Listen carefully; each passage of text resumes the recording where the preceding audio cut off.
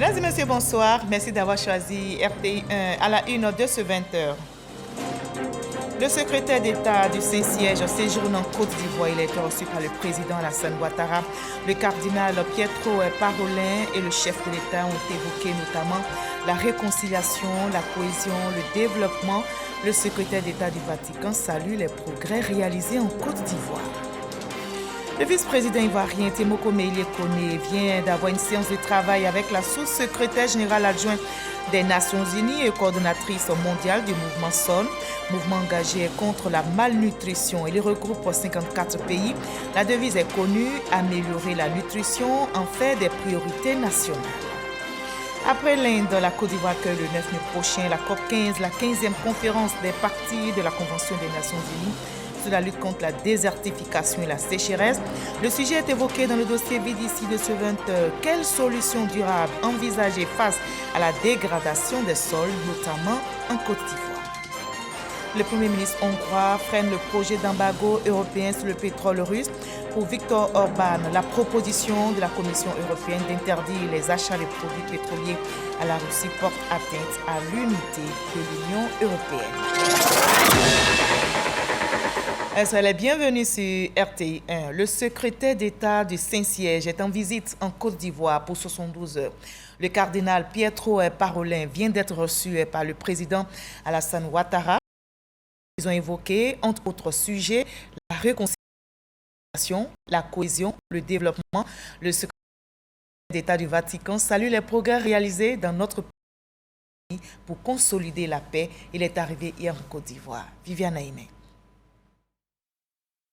Reçu par le président de la République Alassane Ouattara ce vendredi 6 mai au palais présidentiel, son éminence le cardinal Pietro Parolin, secrétaire d'État du Saint-Siège, était accompagné par l'archevêque d'Abidjan, son éminence Jean-Pierre Cardinal Coutois, par le nonce apostolique en Côte d'Ivoire, Monseigneur Paolo Borgia, et par Monseigneur Jean-Sylvain Émien Mambé, qui vient d'être nommé par le Vatican nonce apostolique au Mali. Si cette nomination honore toute la Côte d'Ivoire, qui compte désormais un Ivoirien au nombre des ambassadeurs du Saint-Siège accrédités dans les différents pays, la présence du cardinal Pietro Parolin à Abidjan à cette occasion a permis au président de la République Alassane Ouattara et son hôte de réaffirmer la bonne qualité des relations existantes entre la Côte d'Ivoire et le Saint-Siège depuis 50 ans. Je voudrais d'abord remercier très sincèrement et très cordialement Monsieur le Président de la République et Monsieur le Premier ministre pour l'accueil qu'ils m'ont donné, pour le temps qu'ils m'ont dédié. Un grand merci. Je dois dire que j'ai une grande bonne impression d'un pays qui est très engagé pour la paix, et très engagé pour la réconciliation, pour la cohésion sociale, est très engagé pour le développement de tous les biens communs.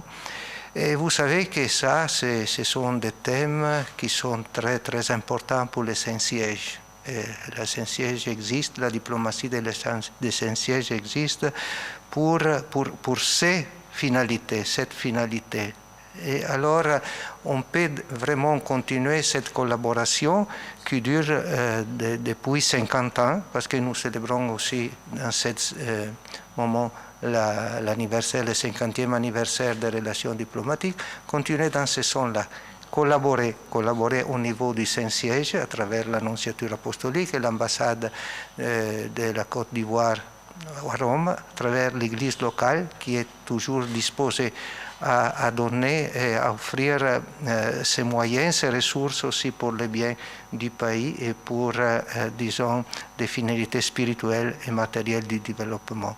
Alors, de nouveau, un grand merci, Monsieur le Président, tous les meilleurs vœux pour vous personnellement, pour votre pays et pour vos efforts pour construire une nation, une région, un monde, parce qu'aujourd'hui, nous avons des problèmes mondiaux, hein, la paix, un monde plus juste, plus pacifique, plus solidaire. Nous avons le grand honneur d'avoir la visite du secrétaire d'État, son éminence est avec nous, pour une visite d'amitié, de travail. Et c'est un grand honneur pour pour les Ivoiriens et toutes les populations vivant en Côte d'Ivoire.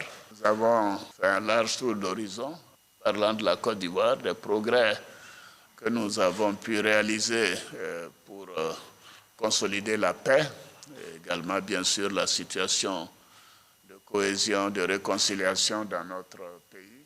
Nous avons également parlé des difficultés dans certains pays voisins et essayer de donner des informations à son éminence, la nécessité d'aller de l'avant avec tous les pays voisins pour trouver la paix.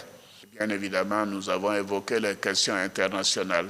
C'est depuis le 26 octobre 1970 que la Côte d'Ivoire et le Saint-Siège entretiennent des relations diplomatiques marquées par les visites successives des présidents Houphouët-Boigny, Henri Konan Bédié et Alassane Ouattara au Vatican. Pour rappel, c'est le 16 novembre 2012 que le président de la République Alassane Ouattara était reçu par le pape Benoît XVI. On retient en outre les 3 visites en Côte d'Ivoire de sa sainteté le pape Jean-Paul II, les 10 mai 1980, 10 août 1985 et les 9 et 10 septembre 1990. Voilà, ce vendredi également, le Premier ministre Patrick Achi a échangé avec le secrétaire d'État du Saint-Siège. Il a encouragé la collaboration entre l'État et l'Église qui doivent se rencontrer dans le service de l'homme et de la société. Le cardinal Pietro Parolin, je rappelle, est arrivé dans notre pays hier où il assistera à l'ordination épiscopale de Monseigneur Jean-Sylvain Émien Mambé, nommé nonce apostolique par le pape François le 2 février dernier. Et le secrétaire d'État du Vatican, le cardinal Pietro Parolin, est donc arrivé à Abidjan, je le rappelle, hier jeudi. Et cet après-midi, il a été reçu par la conférence des évêques catholiques de Côte d'Ivoire. Le président de la conférence, Monseigneur Ignace Bessi, s'est dit heureux de cette visite. Une visite qui vient renforcer les liens de fraternité entre le clergé ivoirien et le Vatican. Quant au secrétaire d'État du Vatican, il félicite la conférence épiscopale de Côte d'Ivoire pour le travail abattu pour l'avancement de l'Église en Côte d'Ivoire. Le vice-président ivoirien Témoko Mélié Koné vient d'avoir aussi une séance de travail avec la sous-secrétaire générale adjointe des Nations Unies et coordinatrice mondiale du mouvement SON, mouvement engagé contre la malnutrition. Et ce mouvement regroupe 54 pays, dont la devise est connue, améliorer la nutrition. Ces pays, dont la Côte d'Ivoire, sont soutenus notamment par les Nations Unies pour accroître et améliorer les ressources. Jérôme Kofi Abolé. Les échanges entre le vice-président de la République, Témoko Mélié Koné, par ailleurs président du Conseil national pour la nutrition, l'alimentation et la petite enfance, et son hôte se sont déroulés dans le nouveau bureau du palais présidentiel, au plateau. La rencontre d'environ 3 quarts d'heure leur a permis d'aborder les problèmes liés à la nutrition.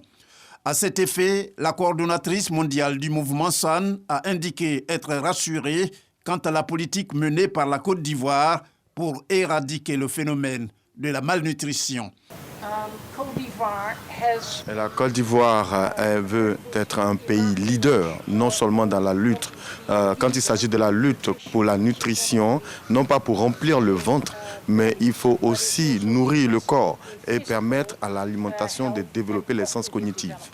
Et donc, le vice-président a encore une fois réitéré son engagement et l'engagement du gouvernement dans son entièreté, dans cet engagement à mener à bien la bonne qualité de nutrition, surtout face à cette situation où on note une augmentation des prix. Et donc, l'engagement du gouvernement dans son entièreté, appuyé par le vice-président, est un engagement fort lorsqu'il s'agit de réduire l'impact et les effets de l'augmentation des prix. Il faut justement les réduire, il faut justement réduire les effets, et tout cela pour le bonheur de la population. Une fois de plus, la coordonnatrice mondiale du mouvement SAN s'est dite heureuse de se retrouver en Côte d'Ivoire et rencontrer les autorités ivoiriennes. À noter que c'est la 4e fois qu'elle visite le territoire ivoirien. Voilà, la lutte contre la malnutrition s'intensifie dans notre pays. Hier, le vice-président ivoirien Témoko Mélié Koné a installé un réseau de jeunesse. Ce réseau est très engagé dans la lutte contre la malnutrition. On retrouve notre reporter Jérôme Kofi Abolé. Un réseau pour la lutte contre la malnutrition. L'initiative vient des jeunesses de Côte d'Ivoire, d'où le nom Réseau des organisations de jeunesse pour la nutrition, l'alimentation et le développement durable de Côte d'Ivoire. Le vice-président de la République, Thiemo Komeliet Kone, a procédé ce jeudi à son installation. Celui qui préside aux destinées du ROJNAD répond au nom de Angie Otio. Nous, organisations de jeunes, sommes résolument engagés à faire de la nutrition notre champ d'action prioritaire. Et pour réussir cette mission, nous aurons toujours besoin de l'accompagnement de tous les partenaires techniques de l'État ivoirien, de l'ensemble du système des Nations Unies et des partenaires financiers. Chers amis jeunes, nos engagements commanderont nos futurs comportements. Oui, nous le pouvons, une autre Côte d'Ivoire est possible avec une jeunesse rédemptrice qui hissera notre pays dans la sphère des pays qui auraient aidé à éliminer considérablement le problème de la malnutrition. Parrain de la cérémonie, le ministre de la Promotion de la Jeunesse, de l'Insertion professionnelle et du Service civique, Mamadou Touré, promet d'apporter tout son soutien au ROJNAD. Chers amis jeunes, Monsieur le Président du Réseau des organisations de jeunesse pour la nutrition, l'alimentation et le développement durable, par la mise en place de ce réseau des jeunes pour la nutrition en Côte d'Ivoire, vous permettez à votre pays d'être l'un des pays pionniers dans la mise en œuvre des stratégies et politiques nutritionnelles d'inclusion. Je prends note de votre plan d'action représentant les objectifs très clairs pour une jeunesse avertie et responsable. Sur la base de l'état des lieux, vous comprendrez à quel point votre rôle est important et significatif et combien les attentes sont grandes. En ma qualité de votre parrain, je voudrais vous rassurer de mon entière disponibilité à vous accompagner dans cette noble mission. Pour sa part, le vice-président de la République, en saluant la naissance du ROJNAD, a d'abord mis l'accent sur la politique nutritionnelle prônée par le président de la République, Alassane Ouattara. La Côte d'Ivoire, depuis son adhésion au mouvement SUN en juin 2013, à l'occasion du sommet du G8 tenu à Londres, fait de la lutte contre la malnutrition l'une de ses grandes priorités. La mise en œuvre de la stratégie multisectorielle, multi-acteurs, a fait passer la prévalence de la malnutrition chronique de 29,8% en 2012 à 21,6% en 2016. Nous sommes en attente des résultats de 2020-2021 qui devraient continuer cette amélioration. En sa qualité d'émissaire de haut niveau pour le dit mouvement et championne pour le suivi de la mise en œuvre de l'agenda 2063, la Côte d'Ivoire en fait également l'une des priorités au niveau continental et régional et centrafricain. L'engagement à ces trois niveaux du président de la République, Son Excellence M. Alassane Ouattara, s'est traduit notamment par la mise en place d'un Conseil national pour la nutrition, l'alimentation, le développement de la petite enfance, CONAPE, mais aussi de la création en partenariat avec le Programme alimentaire mondial du premier centre d'excellence régional contre la faim et la malnutrition, CERFAM, en Afrique de l'Ouest et du Centre. Thiemo Komeliet Kone a ensuite félicité le ROJNAD et l'a encouragé à s'engager pleinement pour la promotion d'une bonne nutrition. La cérémonie de ce jour, s'inscrivant dans les enjeux globaux portés par la nouvelle stratégie SUN 3.0 2021-2025, voit naître le plus jeune des réseaux, le réseau des organisations de jeunesse pour la nutrition, l'alimentation et le développement durable de Côte d'Ivoire. Monsieur le Président du réseau de la jeunesse, je vous félicite pour votre nomination. Ce jeune réseau vient de vous être confié. Il est bien né, dans un bon état nutritionnel. je vous invite à le faire croître pour le bien-être de la jeunesse, débarrassée du fardeau de la malnutrition. Comme le vice-président, ainsi que le ministre de la Promotion de la Jeunesse, la coordonnatrice mondiale du mouvement SAN, connue pour son combat contre la malnutrition, le point focal du mouvement SAN Côte d'Ivoire et surtout le tout jeune premier vice-président du Parlement des jeunes se sont dit heureux pour la création du réseau des organisations de jeunesse pour la nutrition, l'alimentation et le développement durable. Pour eux, le ROJNAD constitue un atout majeur en matière de lutte contre la malnutrition, tant sur le plan national, continental qu'international.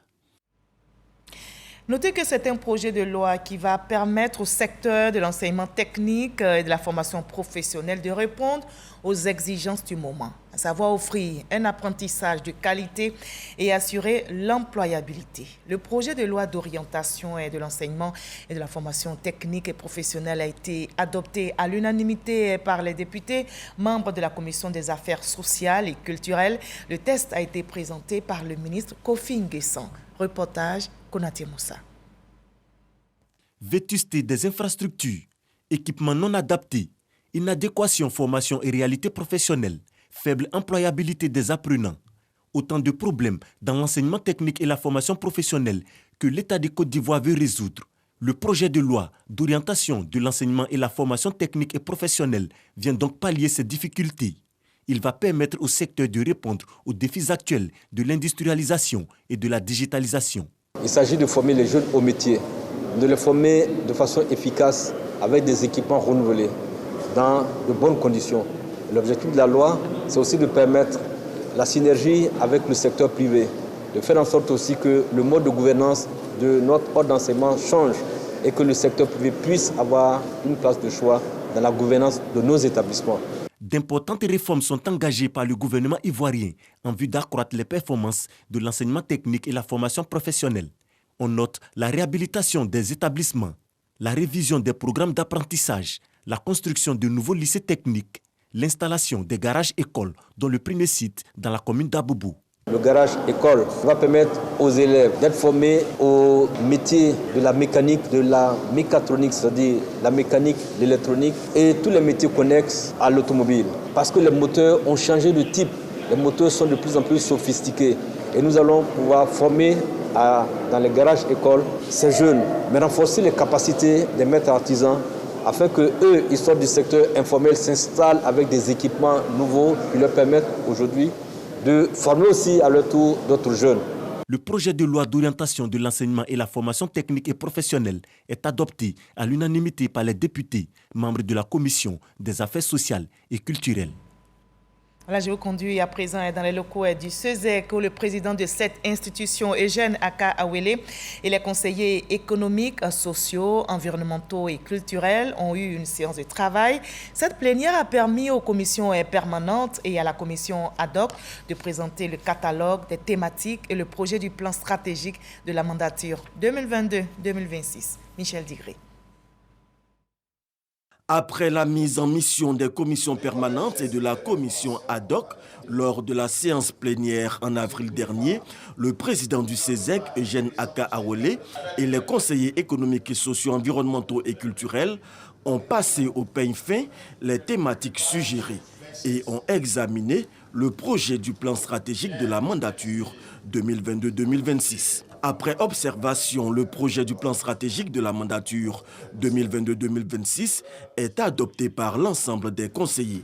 La dernière étape préparatoire vient ainsi d'être accomplie. Elle permettra de mettre l'ensemble des conseillers en mission. Aujourd'hui, tous les organes institutionnels sont en place. Nous avons par ailleurs défini totalement notre mission avec l'adoption du plan stratégique de la mandature. Donc nous avons les 6 axes qui doivent nous conduire donc, à aller en mission. Et c'est ce qui va être fait. Nous avons maintenant le devoir donc, de donner des avis pour contribuer donc, à la politique du gouvernement. À compter de ce jour, toutes les commissions permanentes sont appelées à examiner les premières thématiques retenues pour être traitées. Et en marge de toutes ces activités, l'État ivoirien exprime toujours sa solidarité auprès des sinistrés de l'incendie du marché de Yamoussoukro.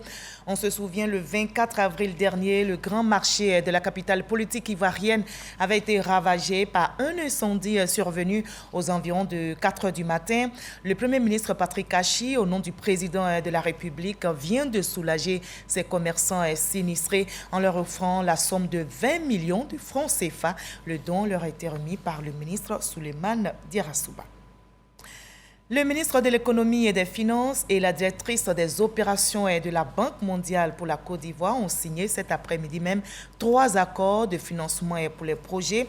Les projets concernent la cohésion sociale, la lutte contre la pandémie de Covid-19 et l'amélioration de la gouvernance des services de base. Tous ces projets coûtent 210 milliards de francs CFA, nous explique Jean-Jacques Kwame. Le premier accord de financement d'un montant de 150 millions de dollars est consacré au projet de cohésion sociale des régions nord du Golfe de Guinée. Ce projet sous-régional va concerner 10 régions et améliorer la collaboration entre les populations face aux problématiques de fragilité, de conflits et violences. Le second, 110 millions de dollars, est un appui additionnel au projet d'amélioration de la gouvernance pour la délivrance des services de base aux citoyens. Sa période est de 2 ans. Et enfin, le troisième accord, un appui additionnel également, porte sur le projet stratégique de préparation et de riposte à la COVID-19. Il a été approuvé par le conseil d'administration de la Banque mondiale pour un montant de 80 millions de dollars américains. Ce financement additionnel va au-delà. Il vise à renforcer le système de santé de la Côte d'Ivoire pour permettre aux autorités sanitaires de détecter plus vite de futures épidémies. Donc il est important d'être prêt. Il permet aussi d'apporter une riposte appropriée et d'améliorer la capacité du pays à délivrer des vaccins, pas seulement des vaccins Covid, mais tous les vaccins sur toute l'étendue du territoire. Au total, c'est un prêt de 340 millions de dollars, soit 210 milliards de francs CFA que la Banque mondiale met à la disposition de la Côte d'Ivoire à travers ces 3 projets. Le gouvernement s'engage à prendre toutes les dispositions pour l'utilisation efficiente des ressources mises à sa disposition pour la réalisation des 3 projets. Je voudrais une fois de plus saisir cette occasion pour saluer le caractère multisectoriel des interventions de votre institution dans l'accompagnement du gouvernement pour la réalisation des objectifs de développement économique et social de notre pays. En dépit de l'environnement fortement marqué par la crise de la COVID-19 ces 2 dernières années, les signatures des accords de financement de ce vendredi 6 mai 2022 confirment l'excellente collaboration entre la Côte d'Ivoire et la Banque mondiale. Là, nous partons pour le palais de justice dans la commune du Plateau, pas pour assister à un procès, mais pour suivre la remise aux magistrats de Côte d'Ivoire de 486 toges, dont 143 rouges et 246 noirs. Ces costumes ou robes constituent le premier instrument de travail pour les juges. Walter Madouatara. Palais de justice au Plateau. La salle des pas perdus abrite la cérémonie de remise de toges. Elle mobilise les représentants des différents services qui composent la juridiction ivoirienne. Cet acte est posé par le garde des Sceaux, ministre de la Justice et des Droits de l'Homme. Sanson Kambilé continue ainsi dans la dynamique qui vise à donner fière allure à cet instrument important dans la gouvernance du président de la République, Alassane Ouattara. Au nom des magistrats, le premier président de la Cour d'appel de Korogo, la plus récente en termes de création, exprime la gratitude des bénéficiaires. La présence de ces robes met fin à une période de dizaines de plusieurs décennies. En effet, pour défaut ou insuffisance des toges, les nuits précédant les audiences de rentrée judiciaire ou ordinaire étaient des nuits allégitimes pour les chefs de cour et de juridiction. Ils se demandaient comment trouver des toges pour satisfaire les exigences de la loi, de sorte que les robes voyageaient. Elles partaient généralement d'Abidjan pour Bouaké et d'Aloua au gré des dates fixées pour la rentrée judiciaire. Aujourd'hui, grâce à votre clairvoyance et votre sens du devoir, ces périodes cauchemardesques seront des souvenirs que nous rapporterons aux jeunes générations. Pour le ministre Sanson Kambilé, le processus d'amélioration des conditions de travail des magistrats et autres agents des services judiciaires et pénitentiaires est lancé. Cette amélioration significative procède de la vision de développement de son Excellence, Monsieur le Président de la République, Alassane Ouattara, qu'il me soit permis en votre nom, d'adresser nos vifs remerciements au chef de l'État pour sa bienveillante attention à l'égard de la justice, ainsi qu'au chef du gouvernement pour l'oreille attentive qu'il a toujours prêtée aux questions touchant à la justice. La cérémonie de ce jour a en effet consisté en la remise de 468 auges de magistrats d'un montant de 400 millions de francs CFA, financés par le budget de l'État. Ces auges sont composées de 325 auges noires et de 143 auges rouges. Les auges rouges sont destinées aux chefs de juridiction et les noires pour les tribunaux de première instance. La Côte d'Ivoire se prépare activement pour la réussite d'un grand événement. Il ne reste plus que quelques jours. Précisément le 9 mai prochain, débuteront à Abidjan les travaux de la COP 15 dont l'enjeu reste la réhabilitation des terres dégradées.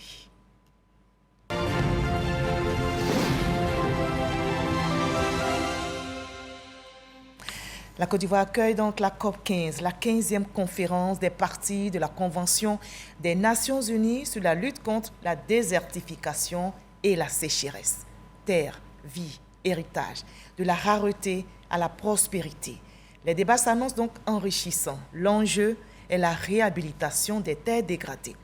Le sujet est évoqué aujourd'hui dans le dossier Vie d'ici. Quelles solutions durables envisager face à la dégradation des sols, notamment en Côte d'Ivoire, notre pays? Selon les experts, 60 à 70% de nos terres sont menacées. Alors, quelles sont les causes, les conséquences et quelles réponses? Le dossier Vie d'ici est signé ce soir.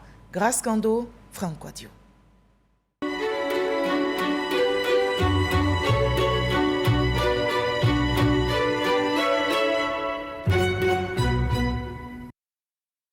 Le concept est universel. La dégradation des terres, une des causes de l'aridité du sol, qui, faiblement irrigué, constitue le terreau fertile de la sécheresse.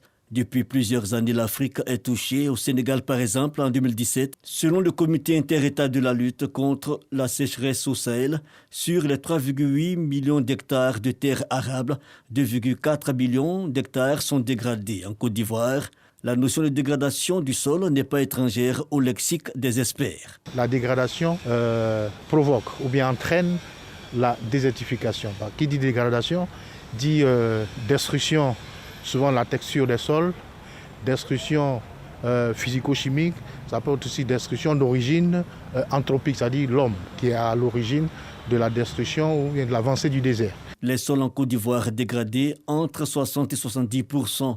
Et les causes sont multiples. Nous avons par exemple nos pratiques agricoles qui sont aujourd'hui dépassées, qui dégradent les terres.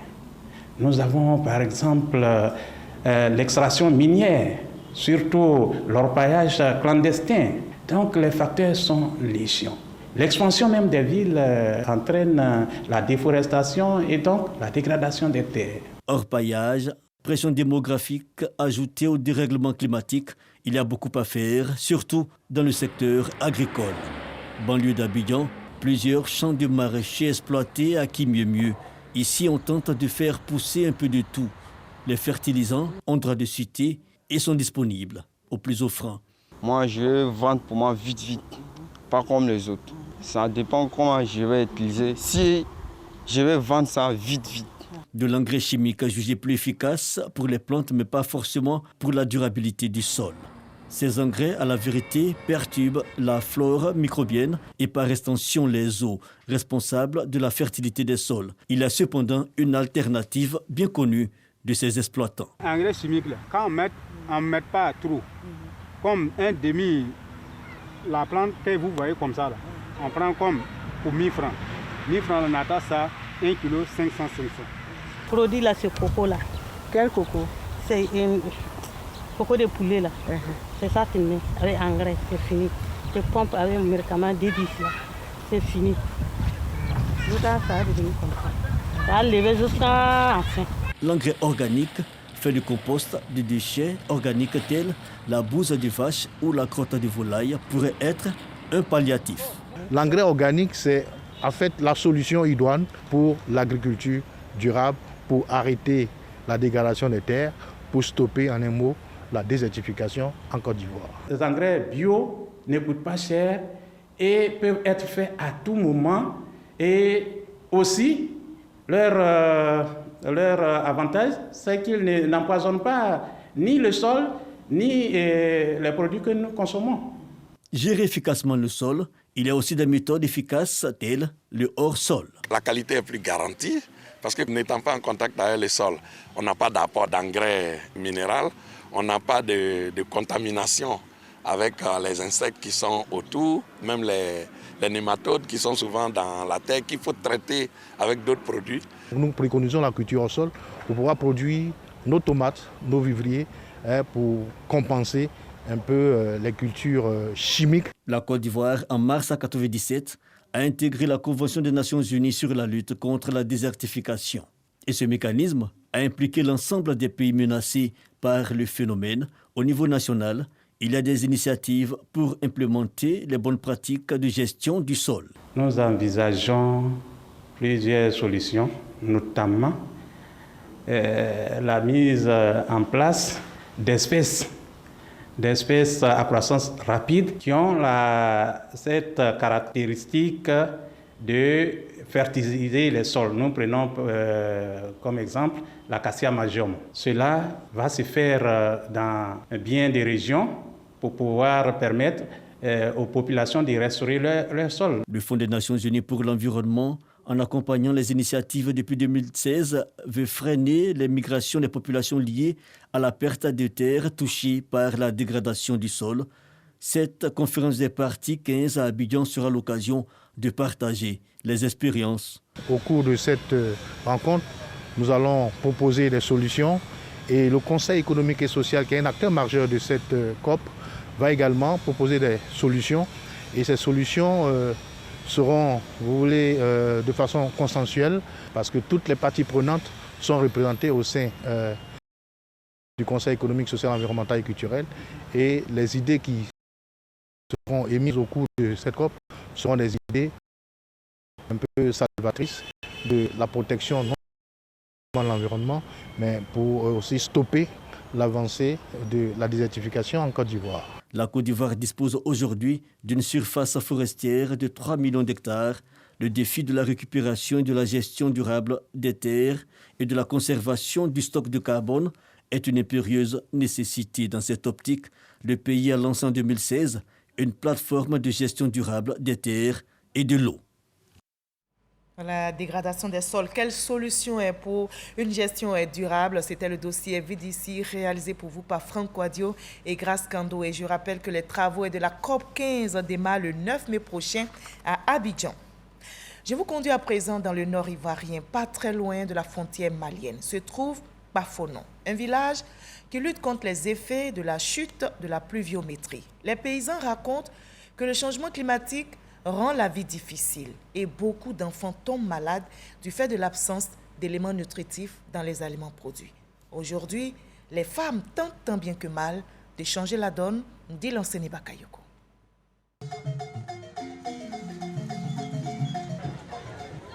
En quelques années, Bafonon, village dans le département de Boundiali, a perdu toute sa verdure. En cause, la hausse fulgurante des températures. Un phénomène qui a bouleversé la vie sociale des paysans et même les habitudes alimentaires des populations. À partir du mois d'août, il y a un flottement jusqu'à la fin des pluies et au-delà. Il y avait toujours de l'anémie, les enfants. Manque de sang.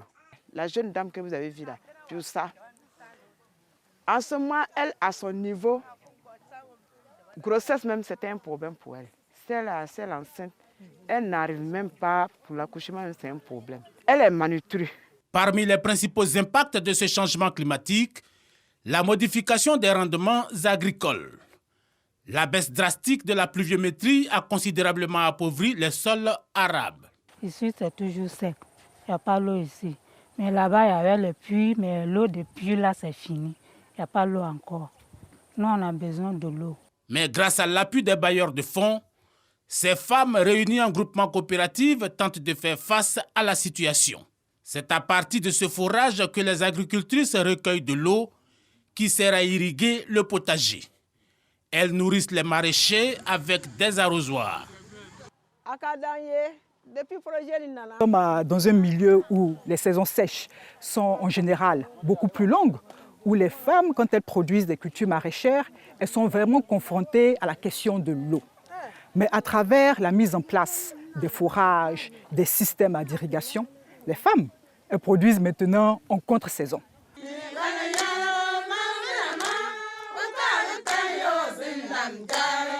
Malgré l'enthousiasme qui entoure les performances au niveau du vivrier, les populations savent que ce projet expérimental de forage à moteur n'a pas vocation à se pérenniser dans l'avenir.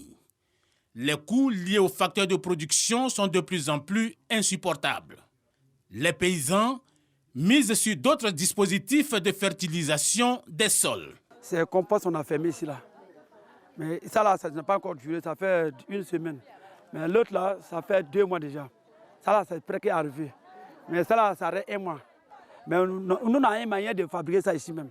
Nous, on peut prendre piment, mettre à l'eau, ça passe. Mais selon les experts, le gouvernement devrait prendre des mesures pour empêcher l'agriculture par brûlis, combinée à l'intensification de la reconstitution du couvert végétal à travers la culture du cajou. On passe à présent au point de la situation sanitaire en Côte d'Ivoire dominée par le coronavirus.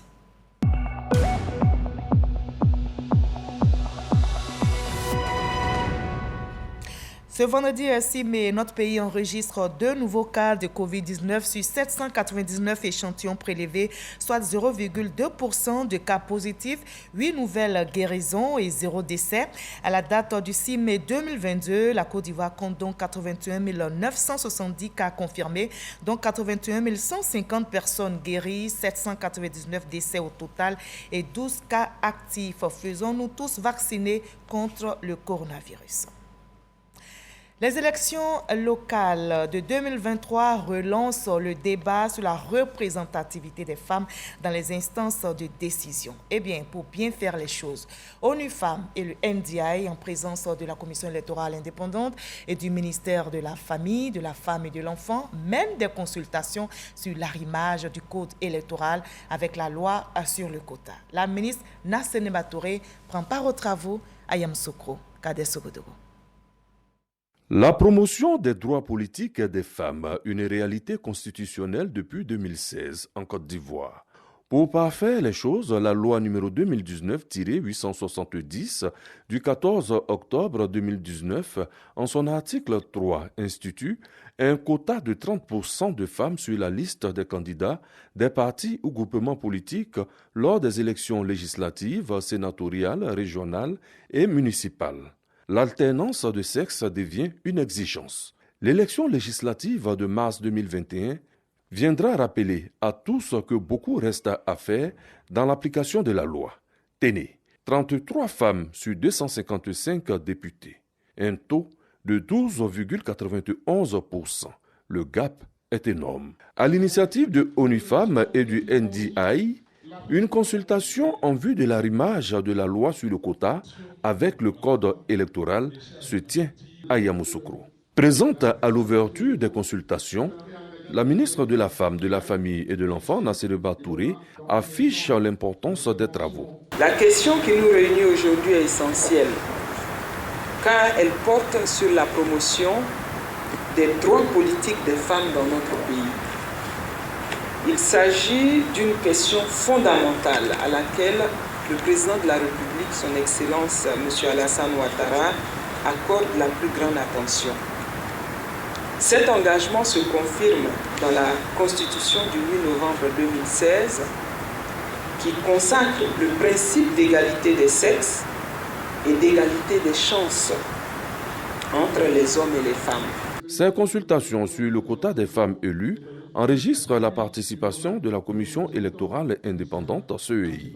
Les élections locales de 2023 se présentent comme le cadre idéal de l'application des recommandations qui sortiront de ces travaux. Le ministre de l'Intérieur et de la Sécurité, Vagondo Diomandé, en tournée dans la région du Tonkpi, sensibilise au renforcement de la cohésion, de la solidarité pour une paix durable. Il rassure également les populations sur l'environnement sécuritaire dans notre pays. Le reportage est signé Eric Goré. Vagondo Diomandé n'est pas le seul à cette rencontre des populations du Tonkpi. En venant ici, il a plusieurs casquettes. Ministre, fils de la région et aussi cadre du RHDP. Des élus et cadres du Tonkpi l'accompagnent ainsi que des aînés qui ont pour la plupart occupé de hautes fonctions dans l'administration ivoirienne. Et cela pour donner le bon exemple aux populations. Félix Anoblé, le maire de la ville de San Pedro et cadre du RHDP, est dans la délégation. Nous sommes aussi à Mans, dans le cadre du RHDP, pour venir donc, je dirais, donner le message du président de la République aux militants, donner le message du président du directoire aux militants et passer donc à la révision donc de l'installation de nos structures. La première étape de cette tournée se fait chez le patriarche Gueux Pascal, chef de la communauté Yakuba. Toutes les populations se sont retrouvées pour écouter le message de Vagondo Diomandé. L'ordre du jour appelle à la sérénité. Il demande à ses parents de ne pas se laisser manipuler, mais surtout de faire confiance au président de la République. Il rassure ses parents pour la stabilité du pays. L'heure des mensonges est révolue. Nous sommes à l'heure du concret. Que personne ne vienne vous vendre des illusions. Le président Ouattara est un homme de pardon. Mais le président Ouattara compte sur ceux qui ne le trahiront jamais. Et nous n'allons jamais trahir le président Alassane Ouattara. Que tous les frères qui n'ont pas encore compris ces messages se dépêchent de nous rejoindre. Parce que notre appel, c'est l'appel à l'union, à la solidarité qui va nous rendre forts et qui va rendre fort le Tonkpi tout entier pour le bonheur de nos frères, de nos sœurs, de nos pères et de nos mères. Après Mans, Vagondo Diomandé s'est rendu à Biankouman, où il y a eu plusieurs rencontres. Des rencontres avec des hommes, des rencontres avec des femmes et des jeunes. Ces rencontres se sont déroulées pendant la nuit. À l'étranger, le Premier ministre hongrois a durci le ton concernant la nouvelle mouture du projet d'embargo européen sur le pétrole russe. Pour Viktor Orban, il y a une ligne rouge à ne pas franchir. La proposition de la Commission européenne d'interdire les achats de produits pétroliers à la Russie d'ici à la fin de l'année porte atteinte à l'unité de l'Union européenne. Le dirigeant hongrois impose ainsi son veto, sans le dire, aux mesures prônées par Bruxelles qui souhaitait les faire adopter avant le 9 mai. Le vote, comme on le voit, est dans l'impasse. Vous l'avez compris, point final de ce 20h supervisé par Hervé Blé, chef des éditions du soir, Adama Kone, rédacteur en chef. Il a été réalisé par Awa Sawadogo et Awa Diomandé. Merci à toute la régie là-haut, surtout à vous de nous avoir suivis. Merci à toute l'équipe technique. Demain 20h, vous avez rendez-vous avec Kolo Koulibaly. Prenez soin de vous.